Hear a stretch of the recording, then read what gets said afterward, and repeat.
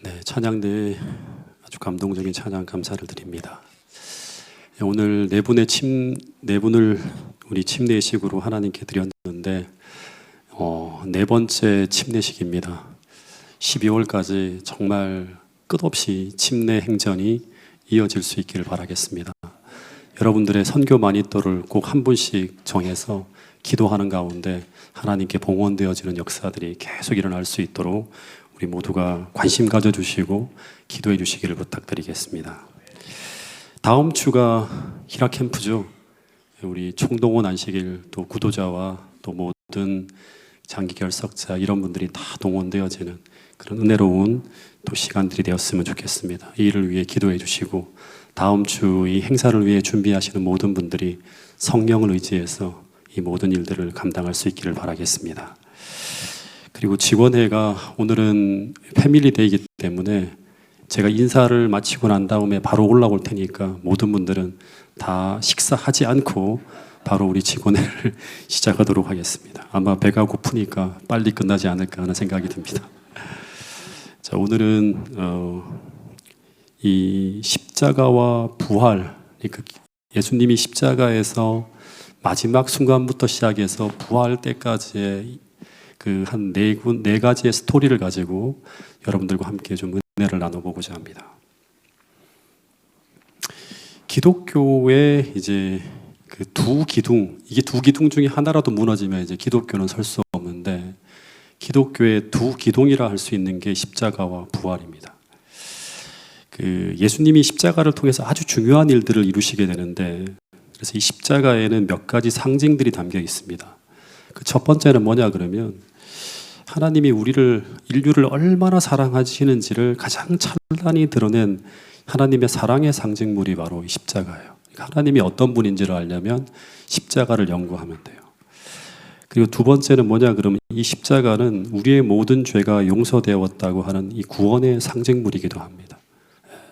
그 다음에 세 번째는 이 십자가는 사단과 그리스도 사이의 선악의 대쟁투에서 대논쟁이죠. 선악의 대쟁투가 이 논쟁에서 예수님이 승리하신 사단에 대한 그리스도의 승리의 상징물이기도 한 것이 바로 이 십자가입니다. 여기서 이제 선악의 대논쟁이 종지부를 짓게 됩니다. 그러면 부활은 어떤 의미인가? 그것은 바로 예수님의 죽음이 단순한 한 청년의 억울한 죽음이 아니라 무죄한 분의 인류의 죄를 대속하는 대속적 죽음임을 입증하는 사건이 바로 뭐냐 그러면 이 예수님의 부활이에요. 이 말은 예수님의 죽음이 한 인간의 평범한 죽음이 아니라 그럼 부활하면 안 돼요. 자기 죄 때문에 죽었으니까. 근데 이분이 바로 하나님의 아들의 무죄한 분의 대속적 죽음이라고 하는 것을 입증하는 사건이 바로 예수님의 부활이었어요. 예수님이 부활하지 않았다면 기독교는 거기서 끝나는 거예요. 왜냐하면 예수님의 십자가의 죽음이 그냥 한 평범한 인간의 억울한 죽음으로 끝나기 때문이에요. 그래서 기독교는 예수님의 십자가와 그분의 부활에서 시작되었다고 하는 것입니다. 그래서 로마서 4장 25절에 보면 이런 말씀이 있습니다. 이 말씀 같이 한번 읽어볼까요? 시작. 예수는 우리가 범죄한 것 때문에 내어줌이 되고 또한 우리를 의롭다 하시기 위하여 살아나셨느니라. 그러니까 예수님의 부활은 그분의 죽음이 무죄한 분의 대속적 죽음임을 입증하기 때문에 우리를 의롭다 하시기 위해서 어떻게 하였다? 살아났다고 하는 거예요. 그러니까 무죄한 죽음이니까 우리의 죄를 대신해 죽은 거예요. 그러니까 이 말이 바로 그런 의미예요. 그래서 예수 그리스도의 십자가와 부활 사건은 하나님과 사단 사이에 4,000년간 싸워온 거대한 논쟁의 종지부를 찍는 너무나 중요한 사건이었고 특별히 십자가는 예수님께서 이 지구의 운명을 놓고 사단과 치열한 싸움이 벌어졌던 마지막 장소가 바로 십자가예요. 근데 그 십자가 위에서 예수님이 돌아가시기 직전 이런 두 마디의 말씀을 하셨는데 이게 굉장히 중요한 의미가 담겨있는 말씀인데요. 그 하나가 바로 뭐냐 그러면 나의 하나님 어찌하여 나를 버리셨나이까 하는 절망적인 부르짖음을 탁 내뱉었어요. 이 부르짖음은 당시 사람들에게 어떻게 들려졌는가 하면 마치 사단이 예수님을 정복했고 예수님은 이 싸움에서 패배한 것처럼 보이는 그런 이제 말씀이에요. 그 믿음으로 정복한 게 아니라 아주 패배한 것처럼. 왜 나를 버리셨나이까요. 근데 이후 또 한 고백이 들려오는데 그 다음에 고백이 뭐죠? 바로 다 이루었다고 하는 거예요. 이 다 이루었다고 하는 것은 이제 이 땅에서 그분이 성취해야 될 모든 것을 다 이루고 성취했다고 하는 어찌 보면 승리자의 외침이었어요. 그러니까 십자가에서 예수님은 패배자와 승리자의 모습이 동시에 나타나는 것처럼 보이는 게 바로 이 십자가의 마지막 장면이었어요. 즉 예수님은 십자가에서 수치를 당하고 끝내 생명까지 이루면서 패배하신 듯 보였지만 그러나 그분은 그렇게 사단을 정복했다고 하는 것을 증언하는 외침이 바로 이 마지막 두 고백이었다고 하는 거예요. 다시 말해 예수님은 당시 십자가에서 패배한 것처럼 보였지만 실제로 그분은 이 십자가에서 사단의 머리를 밟고 승리자로 이기셨어요. 다시 말해서 십자가의 죽음을 통해서 죄로 인해 사단에게 잃어버린 이 지구의 왕권을 다시금 되찾아오는 그 승리의 역사를 이루고 계신 장소가 바로 어디인가 하면 십자가였다고 하는 것입니다. 그런데 모든 그리스도인은 전부 예수님께서 행하신 이 똑같은 방법으로 승리하게 된다고 하는 사실을 기억해야 됩니다. 이것을 가지고 저는 개인적으로 이건 표현한 거예요.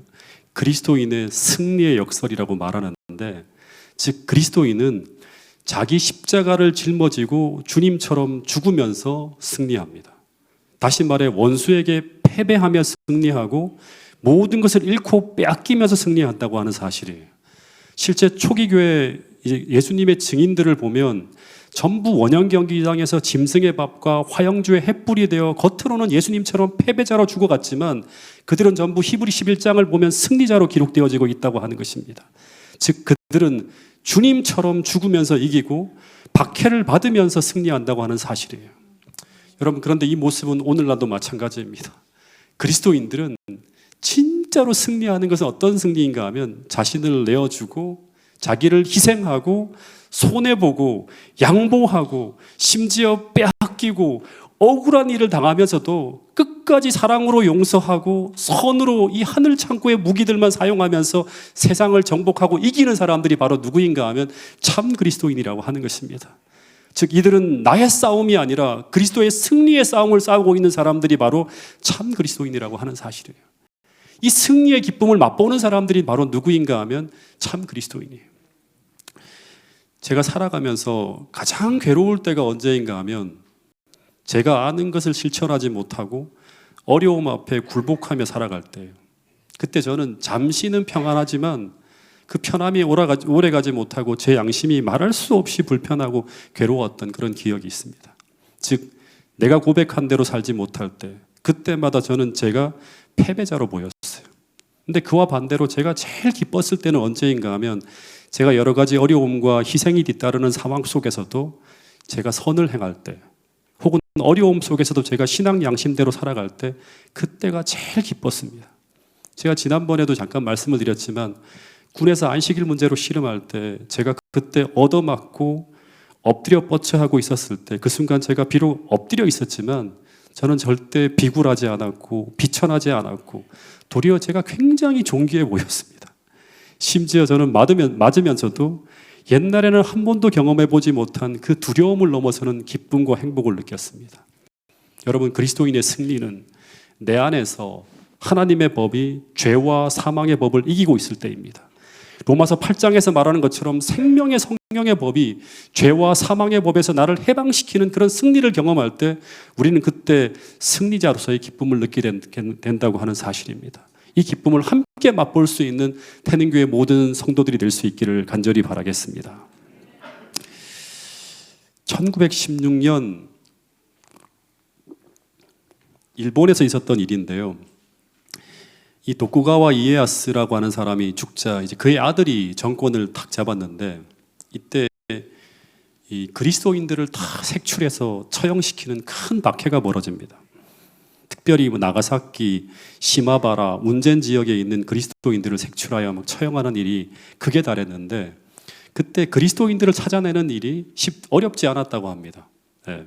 박해가 막 벌어질 때는 참 그리스도인들이 다 드러나죠.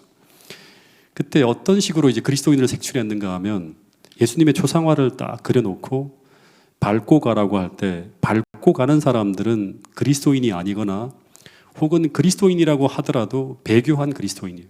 그래서 예수님의 초상화를 밟고 가는 사람들은 다 살아납니다. 다 살려줍니다. 그러나 그 초상화를 밟지 않고 지나가는 사람은 진짜 그리스도인이라 전부 죽임을 당하게 되는데 어떻게 죽였는가 하면 이 발각된 그리스도인들을 전부 바닷가로 끌고 갑니다. 그래서 물이 쭉 빠질 때 그때 이제 이 십자가 틀에 전원 다 묶어놓고 그런 다음에 나옵니다. 그러면 바닷물이 쫙 들어와서 그 물 속에서 전부 그리스도인들이 수장되어 다 죽습니다. 근데 이러한 일을 할 때 꼭 마을 주민들을 해변가에 모아놓고 공개 처형을 했다고 합니다. 근데 이렇게 사형 집행을 한 숫자가 기록에 의하면 어떨 때는 4만 명, 어떨 때는 5만 명이 이제 한 번에 다 죽는 거예요. 근데 그때의 장면을 기록한 그런 기록을 보면 죽어가는 그리스도인들이 그 무서운 파도 속에서 전부 두려움에 떨며 죽어가는 것을 다들 기대했는데, 그리고 그 장면을 보고 마을 사람들이 전부 다 그리스도인이 되는 걸 두려워하게 만들려고 했는데, 근데 처형을 당하는 모든 사람들이 전부 어떤 고백을 했는가 하면 대부분이 하나님은 나를 아신다고 고백하면서 평화롭게 찬양하며 순교를 당했다고 합니다. 그리고 당시 이 광경을 지켜보던 사람들은 이 죽음 앞에서도 흔들리지 않는 그리스도인들을 보면서 승리하는 거죠, 그죠? 깊은 감동을 받고 그리스도인이 된 이들이 적지 않다고 하는 기록이 있습니다. 그래서 이 대박해 시대가 일본에서 기독교가 가장 널리 퍼져나가던 승리의 시기, 즉 전성기였다고 합니다. 이 17세기가. 여러분 또다시 물어보겠습니다. 그리스도인은 어떻게 승리하는가? 그리스도인들은 어떻게 세상을 이기는가? 그들은 칼과 검으로 싸워 이기는 것이 아니라 주님께서 십자가에서 원수를 이기신 것처럼 사랑으로 승리하는 거예요.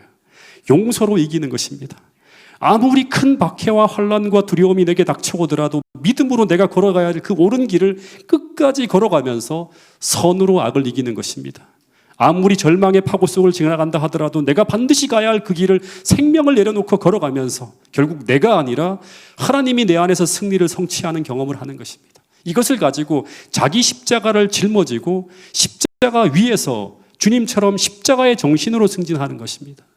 여러분 실제로 초기 교회 성도들은 이렇게 십자가에서 주님께서 승리하신 것처럼 같은 방법으로 어떻게 했는가 하면 로마 제국을 점령하는 거예요. 복음으로 점령하며 정복했다고 하는 것이 기독교 역사의 증언이라고 하는 것입니다.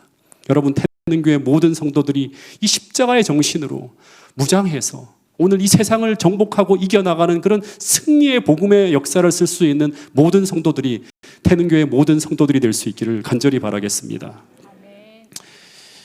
또 하나 이 예수님의 십자가상에서 벌어진 이야기를 통해 하나 생각하게 되는 것은 이 십자가는 죽음을 의미하고 우리를 패배자처럼 보이게 하고 모든 것을 잃어버린 상태로 들어가게 하는 상황입니다. 그래서 어떻게 보면 이 예수님의 십자가는 인간이 이 땅에서 겪을 수 있는 최악의 시련, 가장 어둡고 고통스러운 터널을 지나가는 것을 상징합니다. 근데 예수님께서 그 죽음의 터널 속에서 어떻게 승리하며 그 칠흑같이 어두운 그 시간들을 통과해낼 수 있었을까? 더하여 우리도 이 십자가를 짊어지고 걸어가야 될 이 인생의 힘겨운 싸움에서 우리는 어떻게 승리할 수 있을까? 답을 찾아볼 수 있겠죠.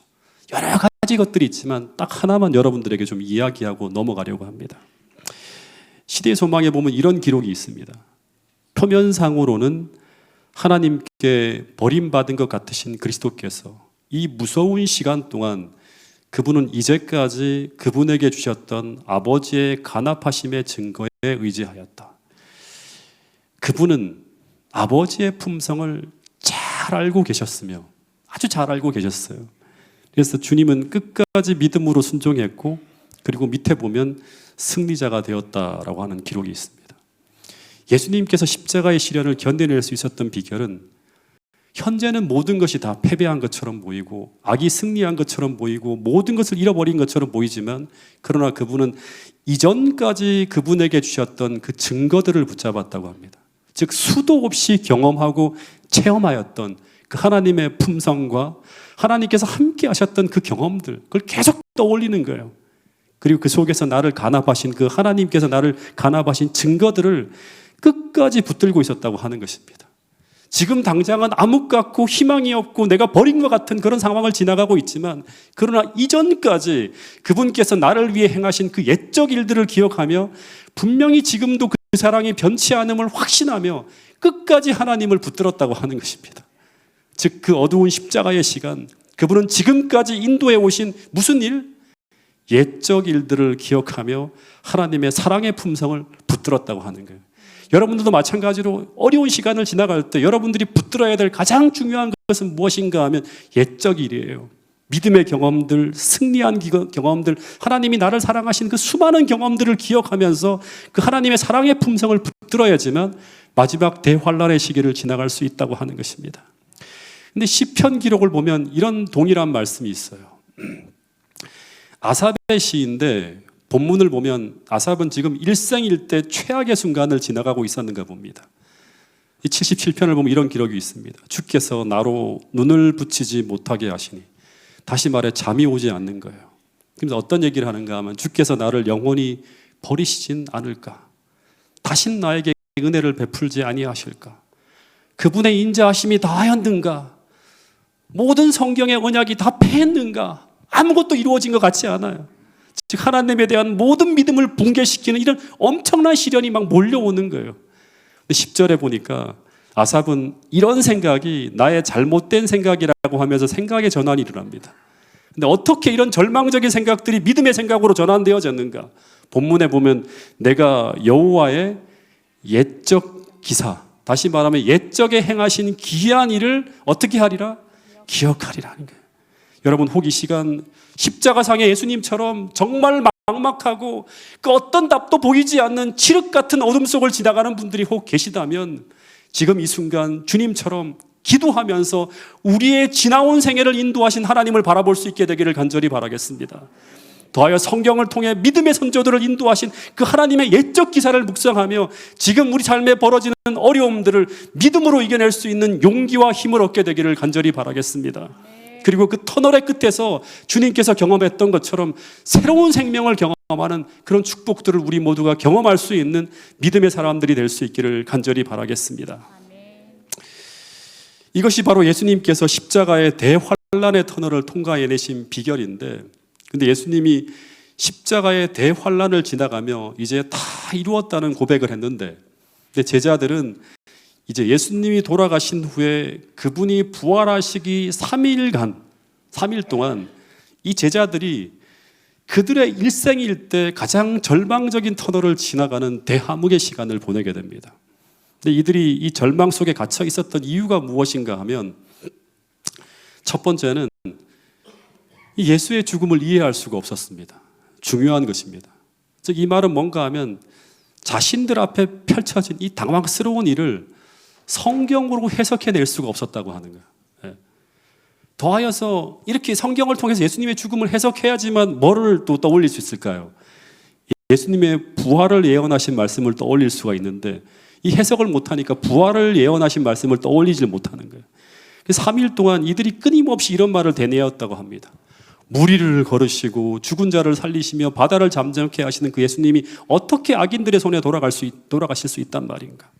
제자들은 자신들의 눈앞에 펼쳐진 이 일들을 믿을 수가 없었다고 합니다. 이 시대 소망에 나와 있는 글인데, 그리스도의 감긴 눈꺼풀과 떨어뜨린 머리, 피에 엉킨 머리카락, 찔러 관통된 그분의 손과 발을 보았을 때 그 고통은 제자들의 고통이에요. 표현할 수 없었다. 너무너무 막 비참한 거예요. 예수께서 돌아가셨다는 것을 믿을 수가 없었다고 하는 거예요. 왜?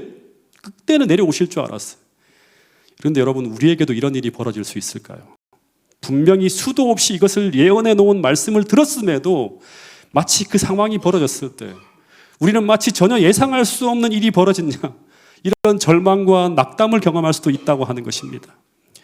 여러분, 이 예수님의 죽음은 어떤 사건인가 하면 우리 지난 시간 다니엘서 9장에서 배웠죠. 죄악이 영속되고 영원한 의가 드러나고 구약의 모든 표상과 이상이 이루어지는 인류 역사상 최대의 승리의 역사가 일어난 사건이에요. 그래서 온 하늘은 지금 이 사건으로 말미암아 크게 기뻐하고 있는데, 그런데 이들은 지금 이 상황을 해석할 수가 없어서 하늘과 동떨어진 모습으로 절망하고 있는 것입니다. 근데 여러분, 우리도 제자들처럼 이렇게 살아갈 수가 있을까요? 제가 오래전에 이제 동작중앙교회를 담임하고 있을 때였습니다. 지금 성주가 다니고 있는 그 국립현충원에서 군악대 한 친구를 제가 매일 아침마다 태우고, 매일 아침이 아니죠, 안식일마다 제가 태우러 갔는데, 그 청년이 이제 어느 안식일 날 저한테 이런 얘기를 하는 거예요. 목사님, 제가 다음 주에 휴가라서 다른 교회에서 안식일을 보내게 될 것 같습니다 라면서 저한테 이야기를 했어요. 근데 제가 그거를 주의 깊게 듣거나 제 다이어리에다 체크를 해두거나 해야 되는데 슬쩍 흘려들었어요. 다음 주가 아니지 몇 주 후라는지 아마 그렇게 했을 것 같아요. 근데 한 주간, 그 시간 동안 굉장히 바쁜 일상 속에서 그 시간들을 쭉 보낸 후에 그 친구가 얘기했던 그 안식일, 제가 오전 8시 40분 현충원에 가지 말아야 되는데 차를 끌고 그 친구의 이야기를 기억하지 못하고 서둘러서 차를 몰고 현충원 군악대 앞 주차장에다가 차를 대고 평소에 하던 대로 기다렸습니다. 근데 그 칼같이 오던 친구가 오질 않는 거예요. 약속 시간보다 10분이 지체되어도 안 오고 20분이 지체되어도 안 오고 30분이 지체되어도 안 오고 9시 10분쯤 되어서 이제 제가 돌아가야 되는데 그 순간까지 안 오는 거예요. 이상하다. 왜 이런 일이 벌어지고 있지? 혹시 그 친구가 부대에서 무슨 일이 생긴 게 아닐까 하면서 그 친구가 오늘 벌어질 일에 대해서 전혀 제게 이야기를 해주지 않은 것처럼 막 그렇게 가슴 답답하게 기다리고만 있었어요. 그러다가 이제 어떻게 할까? 막 돌아가야 되나? 아니면 다시금 이제 기다려야 되나? 막 그 난감하게 갈등하다가 그러다가 유병소로 달려갔어요. 그래서 그 친구를 불러내려고 달려갔는데 그 순간에 어떤 병사가 휴가인지 외출인지 나오는 모습을 보는데 그 순간에 하면서 제 머릿속에 그 친구가 한 말, 목사님 언제 제가 휴가입니다. 그래서 오지 않으셔도 됩니다라는 그 말씀이 기억이 딱 나는 거예요. 그래서 어리석게 그 바쁜 안식일, 가지 않아도 되는 곳에서 하지 않아도 되는 근심과 걱정 속에서 그 많은 시간을 보내다가 허무하게 돌아온 기억이 있습니다. 마찬가지로 오늘 우리도 우리의 미래를 예언해주고 있는 중요한 말씀들을 우리가 흘려듣거나 혹은 놓치게 될 때 우리에게도 미래는 제자들처럼 도저히 이해할 수 없는 일들로 가득 찬 그런 세상이 되어서 나타날 수도 있다고 하는 것입니다. 여러분, 정말 이 시대를 위해 주신 말씀을 연구하는 자리로 여러분 모이셔야 됩니다. 더하여 이 시대를 위하여 주신 비친 예언의 선물을 정말 연구하시길 바라겠습니다. 특별히 올해 태능교회 예언의 신부에서 권장하는 권장 도서가 뭔지 아십니까? 각실의 쟁투 상황원을 꼭 올해 안에 태능교회 모든 성도들이 읽으면서 이 시대를 해석하는 빛으로 충만해질 수 있는 그런 성도들이 될 수 있기를 간절히 바라겠습니다. 여러분, 오늘 이 시대를 살아가는 우리들에게 하나님이 특별하게 주신 빛이 있어요. 그것을 우리는 현대 진리 혹은 현재 진리라고 하는데, 그런데 그 말씀들은 우리가 흘려듣게 되면 우리 삶엔 분명히 혼란이 일어날 수 있다고 하는 것입니다. 여러분, 이 시대를 비추고 더하여 우리 각 개인의 생애를 조명하는 하나님의 모든 말씀들을 우리 마음에 반드시 새기며 살아갈 수 있는 태능교회 모든 성도들이 될 수 있기를 간절히 바라겠습니다. 두 말씀을 같이 한번 읽어보겠습니다. 신명기 6장 6절의 말씀과 시편 119편 11절 말씀입니다. 시작. 오늘날 내가 내게 명하는 이 말씀을 너는 마음에 새기고 내가 주께 범죄치 아니하려 하여 주의 말씀을 내 마음에 두었나이다. 여기 보면 계속 반복적으로 등장하는 말씀이 뭔가 하면 너는 마음에 새기라고 합니다. 여러분, 마음에 새기고 마음에 둔다고 하는 것은 무엇을 의미하는 것일까요? 여러분, 이것은 단순히 암기하는 것이 아니에요. 그 의미를 이해하지도 못하면서 무작정 암기하는 것이 아니라 마음에 새긴다고 하는 것은 뭔가 하면 그 말씀을 첫 번째는 이해하고요. 제자들처럼 이해 없이 아무리 많은 말씀을 들어도 적용을 못하는 거예요. 두 번째는 깨닫는 거예요. 성령을 통해 깨닫는 거예요. 그 세 번째는 신뢰하고 그렇게 이루어진다고 하는 것을 믿는 거예요. 즉, 하나님의 말씀을 이해하고 깨닫고 믿는 것을 말씀을 마음에 새긴다고 하고 마음에 둔다고 하는 거예요.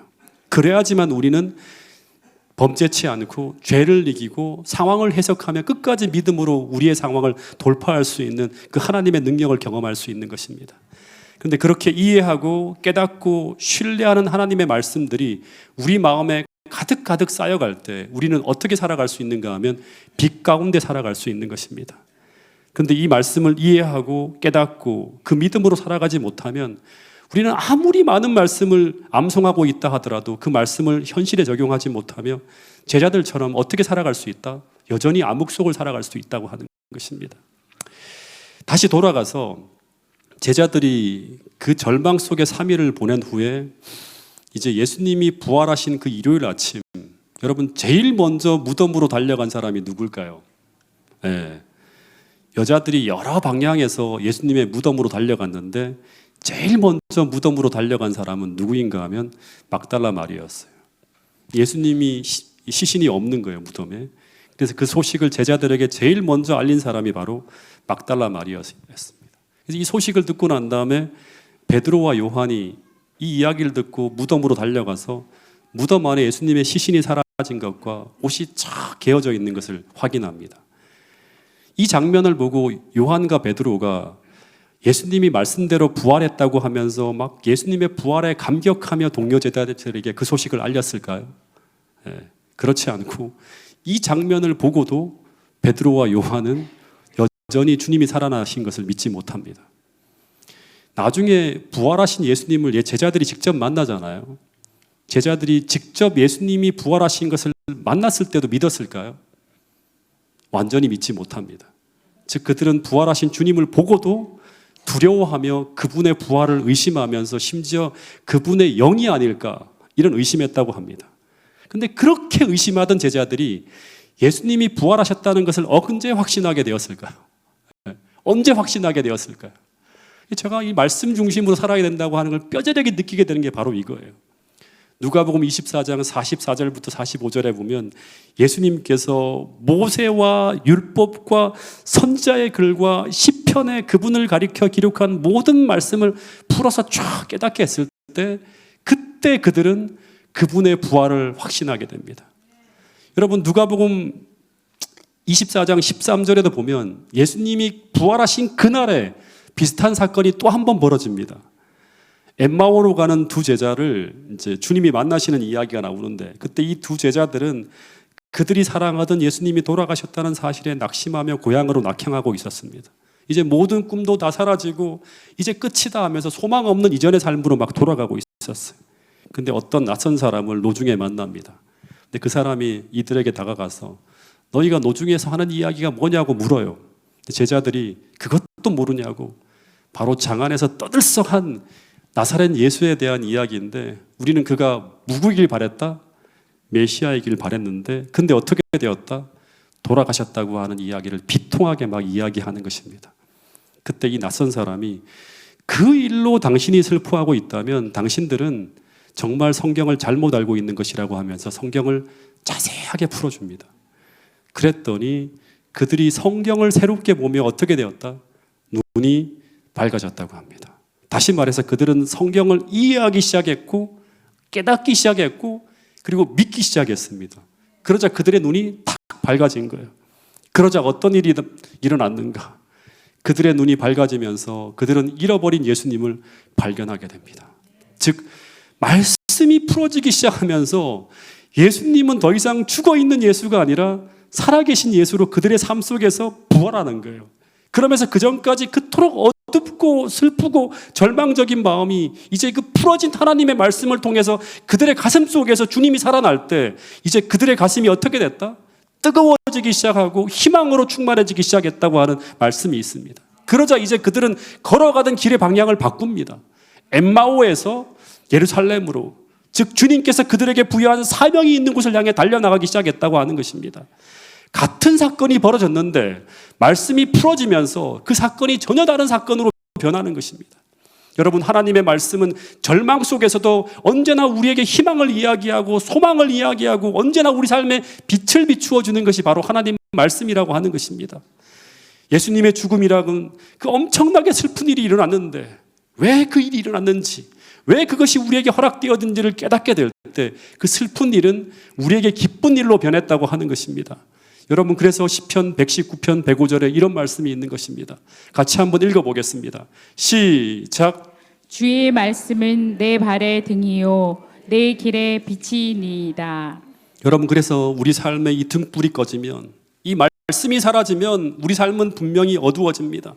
그래서 언제나 말씀의 빛이 현재 내 상황을 해석해주는 등불처럼 켜져 있어야 되고, 더하여 이 시대를 비추는 빛으로 언제나 내 영혼을 환하게 조명할 수 있어야지만 우리 인생에 어떤 어려운 일이 벌어진다 하더라도 절망하지 않고 주님 붙들고 갈 수 있다고 하는 것입니다. 이제 마지막 스토리를 좀 말씀을 드리도록 하겠습니다. 예수님은 안식일이 다가고 이제 첫날 새벽에 부활하시는데, 주님은 동이 트기 직전 가장 어두운 시간까지 그 좁은 무덤에 갇혀 있었다고 합니다. 당시 유대 권력자들은 이 예수님의 부활을 막기 위해서 그들이 할 수 있는 모든 일들을 다 하고 있었어요. 그래서 첫 번째는 그 주님의 무덤 입구에 큰 돌을 갖다 놓고, 그 다음에 어떻게 하는가 하면 그 돌 위에 끈을 걸어서 양쪽 끝을 딱 고정해서 로마의 최고 권력인 로마인으로 봉인하였고요. 그리고 무덤 주위에, 다른 무덤에는 전혀 볼 수 없는 일이 벌어졌죠. 군병들이 한두 명이 아니라 100명이에요. 100명의 보초병을 세워서 무덤 주위를 겹겹이 지키고 있었어요. 한번 상상해 보면 이런 일이 벌어졌겠죠. 그래서 당시 그들이 할 수 있는 모든 방법을 동원해서 이 예수가 죽음으로 말미암아 이제 예수와 관계된 모든 것이 여기서 끝나게 되기를 바랬다고 합니다. 근데 이것은 유대 권력자만이 아니라 사단도 그것을 소망했어요. 무덤 주위에는 로마 군병들만이 아니라 눈에 보이지 않는 존재들이 막 몰려들고 있었는데, 바로 사단이 악한 천사들을 다 동원해서 이 무덤 주위를 겹겹이 둘러싸서 예수님께서 영원히 무덤에 갇혀 있기를 바랬다고 합니다. 그 바위돌, 로마 권력의 임봉, 철통 같은 군사, 사단의 모든 군대까지 악의 모든 세력이 총동원되어서 예수님의 부활을 막고 있었습니다. 즉 세상의 모든 힘과 온 우주의 모든 악의 세력이 총동원되어서 예수의 부활을 막고 있었다고 하는 것이 당시 상황이었습니다. 그런데 시편 2편 1절부터 4절에 보면 이런 상황을 이렇게 설명하고 있습니다. 같이 한번 읽어볼까요? 이 말씀을요. 시작. 어찌하여 이방 나라들이 분노하며 민족들이 헛된 일을 꾸미는가? 세상의 군왕들이 나서며 관원들이 서로 꾀하며 여호와의 그의 부름 부음을 받은 자를 대적하며 우리가 그들의 맨 것을 끊고 그의 결박을 벗어버리자 하는도다. 하늘에 계신 이가 웃으심이여 주께서 그들을 비웃으시리로다.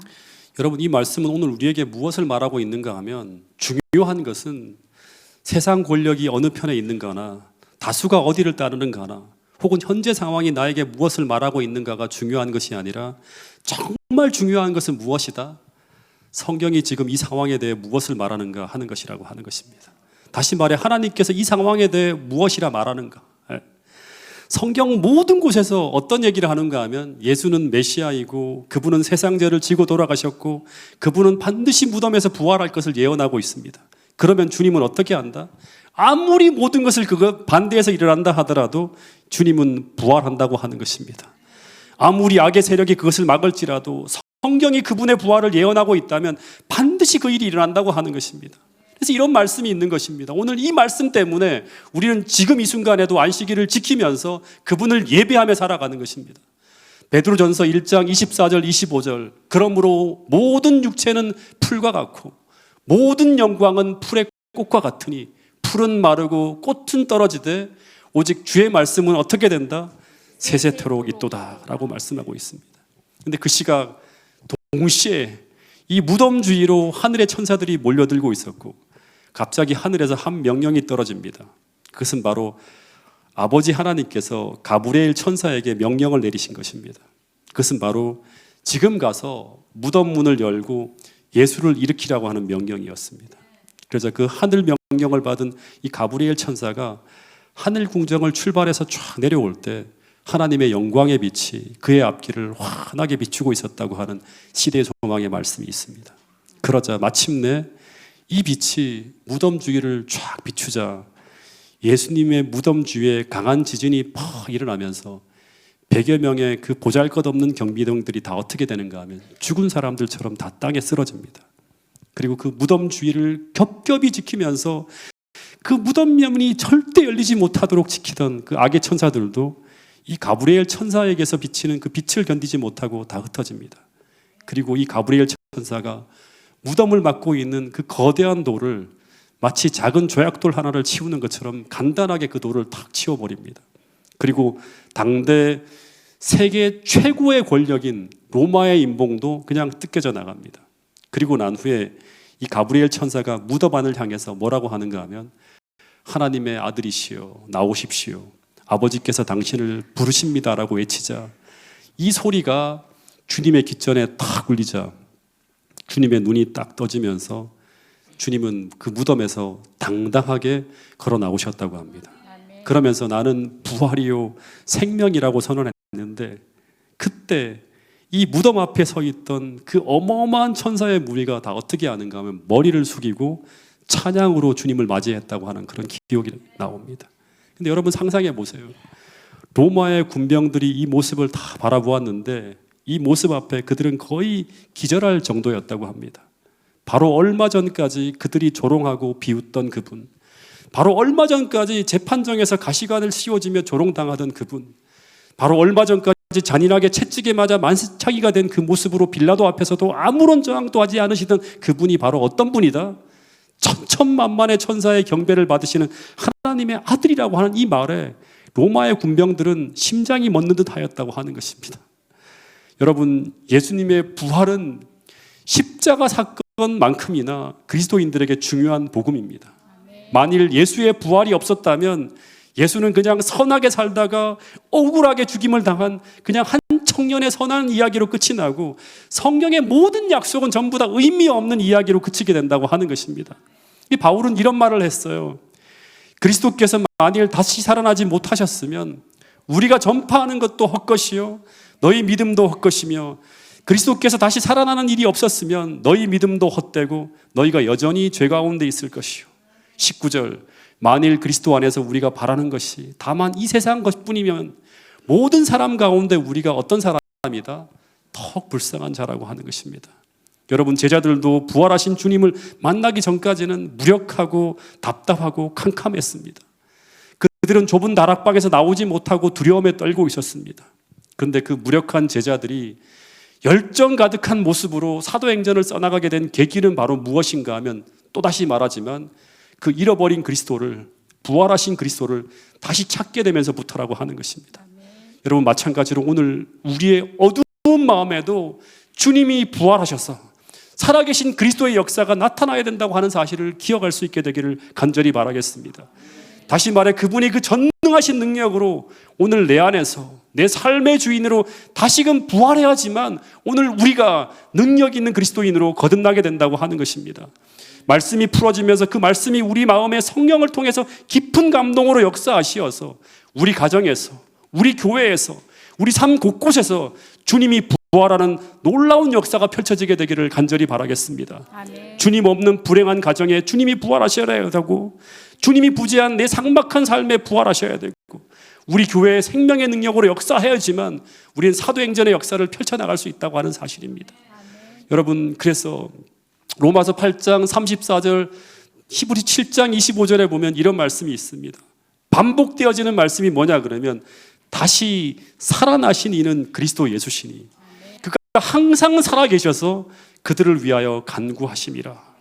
여러분 나의 무능하고 무력한 생명이 아니라 하늘이 주는 새 생명을 통해서 참 그리스도인으로 살아감으로 말미암아 예수의 증인이 될 수 있는 여러분과 저가 될 수 있기를 간절히 바라면서 오늘 말씀을 줄이도록 하겠습니다. 아멘.